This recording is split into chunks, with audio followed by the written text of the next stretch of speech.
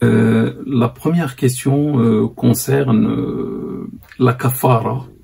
La kafara, c'est l'expiation. Quelqu'un qui ne jeûne pas avec préméditation le mois de Ramadan, qu'est-ce qu'on va lui répondre? Qu'est-ce qu'il peut faire s'il fait le repentir alors qu'il a mangé ou qu'il a bu avec préméditation et il savait que c'est le mois de Ramadan, il n'a pas jeûné?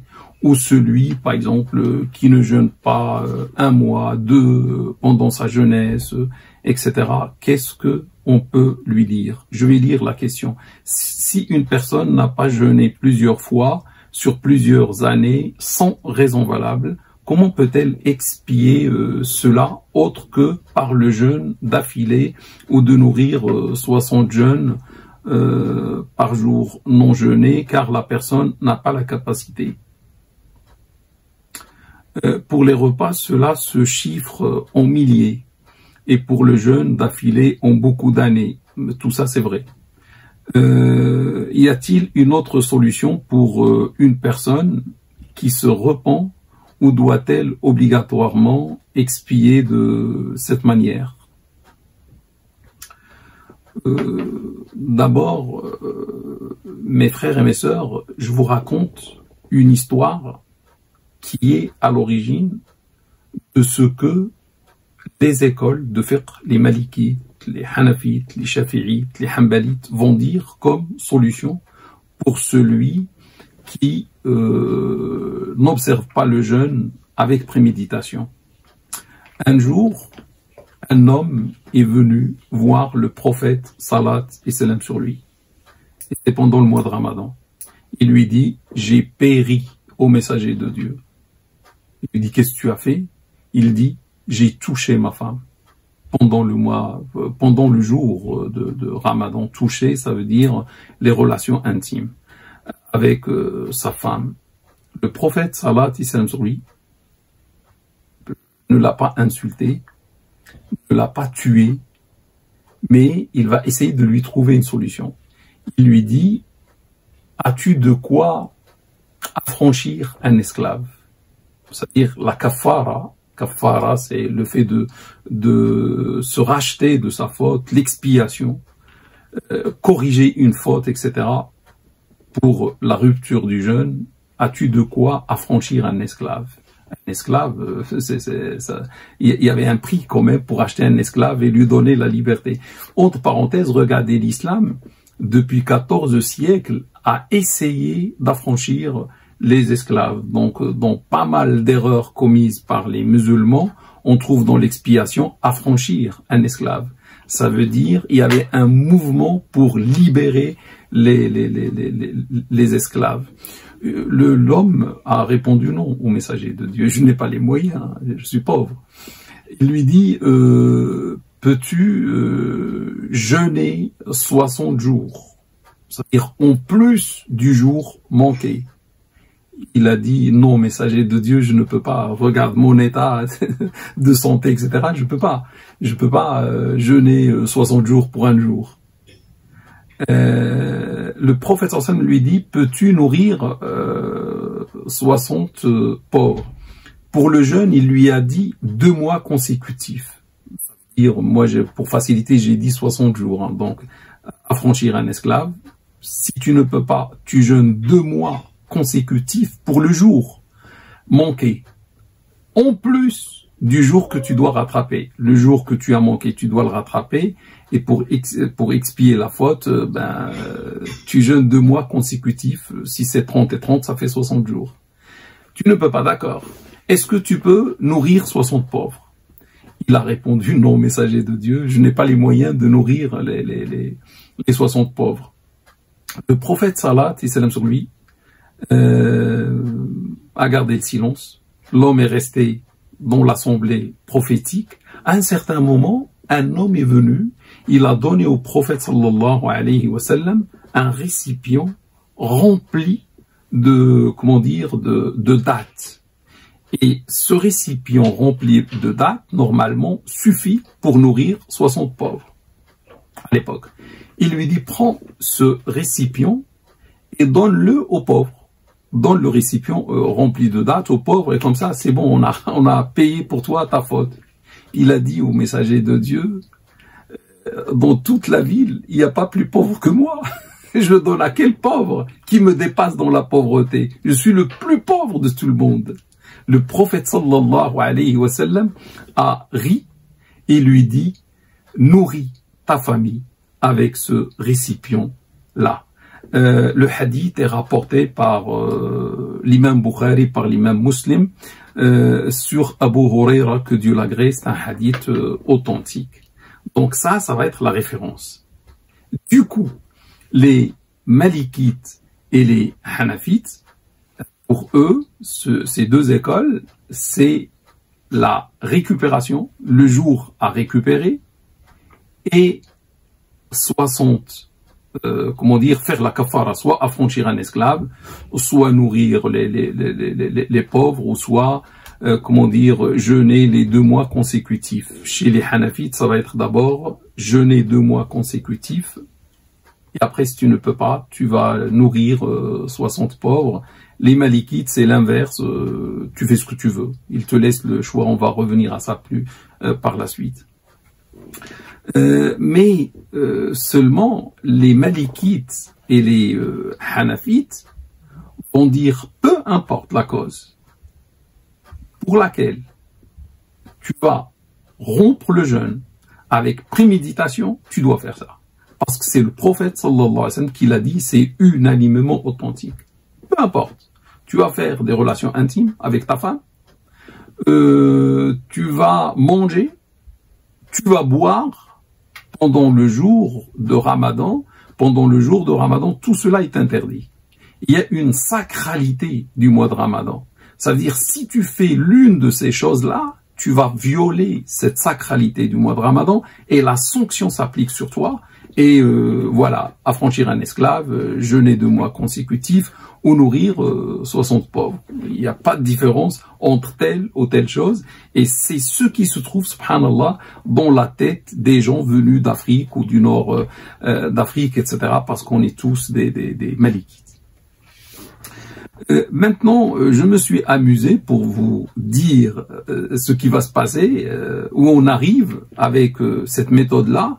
Si quelqu'un veut nourrir 60 jours, mais 60 pauvres par jour, et il a raté 1 mois, par exemple, de Ramadan, lorsqu'il était jeune, etc., ou je sais pas pourquoi, qu'est-ce qu'il a fait, pour 1 mois, et on prend 1 mois de 30 jours, si on fait fois 60 pauvres, ça va faire 1800. 3 fois 6, c'est 18. Et les 2 zéros, ça fait 1800 pauvres. Aujourd'hui en France, la fidia, ou le prix pour nourrir un pauvre, est défini à 7 euros. Est fixé à 7 euros par le Conseil théologique musulman de France, le CTMF. Donc si on fait 1800 fois 7 euros, ça va, mes frères et mes sœurs, donner 12 600 euros pour 1 mois de Ramadan. 12 600 euros, plus rattraper les 30 jours. Si quelqu'un manque 1 mois, sans excuse valable, il n'était pas malade, c'est pas une femme qui avait, je sais pas, qui allaitait ou autre, pas d'excuse. 1 mois à rattraper, c'est-à-dire les 30 jours à rattraper, et donner 12 600 euros pour nourrir des pauvres. Mais maintenant, si il y a 2 mois, quelqu'un dans sa vie n'a pas jeûné 2 mois de Ramadan, 2 années il n'a pas jeûné avec préméditation, on va doubler. Ça va être 25 200 euros, 25 200 euros, plus 60 jours à rattraper, plus 2 mois à rattraper. Ce qui nous fait à peu près 420 euros par jour. Celui qui manque 1 jour avec préméditation, s'il veut nourrir les pauvres, on va lui demander de donner 420 euros plus rattraper le jour. Si on suit les Malikites. et les Hanafites. Maintenant, si quelqu'un veut jeûner, ça veut dire ça coûte beaucoup d'argent. C'est normal, c'est le mois de Ramadan. Tu ne peux pas manger dans le mois de Ramadan. Et même si tu fais tout ça, tu vas pas arriver au salaire de celui qui a jeûné le mois de Ramadan. Seulement, tu vas rattraper, tu vas payer la faute, mais tu n'auras pas le salaire de ceux qui ont jeûné le mois de Ramadan. Jamais tu n'auras le salaire comme eux. Maintenant, si quelqu'un opte pour jeûner, et c'est un mois qu'il a raté dans sa vie, on va lui dire un mois de 30 jours, par exemple, pour faciliter les calculs, 30 fois 60, chaque jour c'est 60, comment dire, c'est 2 mois consécutifs qu'on va dire 60 jours, donc 30 fois 60, plus les 30 à rattraper, les 30 jours du mois de Ramadan à rattraper, ça va faire 1830 jours pour un mois de 30 jours. Si je prends les 1830 jours et je divise par 365 pour trouver le nombre d'années, je trouve 5 ans consécutifs. Subhanallah, 5 ans d'affilée. Tu ne dois pas arrêter de jeûner pendant 5 ans pour rattraper un seul mois de Ramadan. 5 ans, c'est énorme hein, pour quelqu'un qui n'a pas jeûné avec préméditation pendant un mois de Ramadan. Et celui qui a raté 2 dans sa vie, ben, il doit jeûner 10 ans. 5 fois 2, ça fait 10 ans. 10 ans d'affilée. S'il manque un jour, supposons il va jeûner 4 ans, et il manque un jour, avec préméditation, il doit recommencer à 0. Parce qu'il a dit 2 mois consécutifs. Maintenant, ça c'est la version malikite et shafi'ite. Je vous donne la version, la version malikite et hanafite. Je vous donne la version shafi'ite et hanbalite. La récupération d'un jour et c'est tout. Et s'il a raté plusieurs jours, il n'est pas obligé de les récupérer d'une manière consécutive. Il jeûne quand il veut, un jour par là, etc., jusqu'à rattraper ses jours. Mais chaque jour manqué, il rattrape un seul jour. On leur dit, mais attendez, regardez les Malikites et les Hanafites, qu'est-ce qu'ils ont dit 60 jours ou 60 pauvres, ça n'existe pas chez vous. Ils vont dire non. Ils rattrapent qu'un seul jour. On leur dit, pourquoi? Ils vont dire, il y a une différence pour nous entre celui qui a rompu le jeûne avec des relations intimes pendant le mois de Ramadan, c'est grave, c'est exagéré par rapport à celui qui a mangé ou qui a bu. Ce sont deux choses différentes. Et le hadith du prophète, le récit parle d'un homme qui a rompu le jeûne avec des relations intimes, et c'est ça, sa kafara. Et le prophète n'a pas parlé de quelqu'un qui a mangé ou qui a bu. Donc on comprend que cela c'est un cas particulier pour celui qui va oser faire des relations intimes pendant un jour de Ramadan, un jour sacré de Ramadan. Mais par contre, celui qui manque le jour avec préméditation, il va rattraper un jour. Comme pour la salade, celui qui manque une salade, il va rattraper une salade, et non pas 2 ou 10 ou 60 salades. Même si c'est avec préméditation, si quelqu'un manque la salade avec préméditation, il rattrape une salade, et non pas 60. Donc 60, etc., c'était un cas particulier pour les relations intimes. Mais sinon, on ne peut pas faire la comparaison entre les relations intimes et le fait de manger ou de boire. Et du coup, chez les chafi'ites, on rattrape un seul jour. Ah, donc celui qui a manqué un mois, ben, il va rattraper un mois. Et c'est tout. Et non pas 60, etc. Et non pas d'une manière consécutive. C'est un mois, et c'est celui qui a raté 10 jours, il rattrape 10 jours quand il veut, lundi, jeudi, il rattrape et c'est bon. Donc, sachez mes frères et mes sœurs que quelqu'un qui va faire comme les chafi'ites, supposons, il a 6 ramadans à rattraper. Il a 6 ans, il n'a pas jeûné. Il était encore jeune, bon, je sais pas qu'est-ce qui il lui est arrivé, donc il n'a pas jeûné. Après, il a regretté, et il veut maintenant corriger. Qu'est-ce qu'il fait?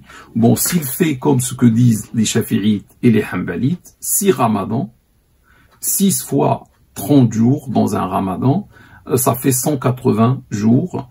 Et cela, j'ai dit un jour qu'il peut rattraper les 180 jours en 2 ans seulement, en jeûnant uniquement le lundi et le jeudi. Donc si quelqu'un jeûne lundi et jeudi, il va rattraper ces jours-là. Si il est malade, il peut pas jeûner, on va lui dire de nourrir pour chaque jour un pauvre et non pas 60. Et du coup, il aura 180 pauvres à nourrir. On peut faire le calcul, 180 fois 7 et ça donne un certain nombre et c'est bon.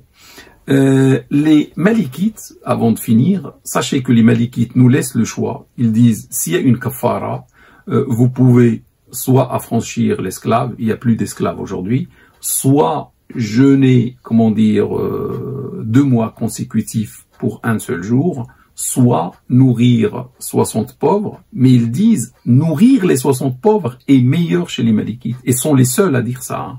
Tous les autres vont dire, l'esclave à affranchir, jeûner 2 mois d'affilée, sinon si c'est pas possible, nourrir 60 pauvres. Les Malikites, directement, ils vont partir vers nourrir 60 pauvres. On leur dit, mais pourquoi vous dites comme ça? D'abord, il y a un hadith où le rapporteur a dit, ou à la place de l'ordre, dont il a dit soit, affranchir un esclave, soit jeûner 2 mois consécutifs, soit nourrir les 60 pauvres. De ce hadith, les Malikites ont compris qu'il y a le choix. Donc il n'y a pas un ordre. Donc si on fait le choix, c'est bon, on peut prendre ce qu'on veut. Ils disent, les Malikites, ce qui est meilleur, c'est les 60 pauvres. On leur dit pourquoi. Ils disent, si tu jeûnes 2 mois consécutifs, tu ne fais le bien qu'à toi-même. À des jours à rattraper, tu vas les rattraper, qu'est-ce qu'on a gagné avec toi? Mais si tu vas nourrir les pauvres, et surtout 60 pauvres, ça, ton adoration n'est plus seulement, n'apporte pas un bénéfice seulement individuel, mais le bénéfice devient collectif. C'est 60 pauvres qui vont manger grâce à toi. Donc cette adoration est meilleure que l'autre. Donc ce qui est meilleur chez les Malikites, c'est le fait de nourrir. Maintenant, pour finir, je vous donne mon point de vue.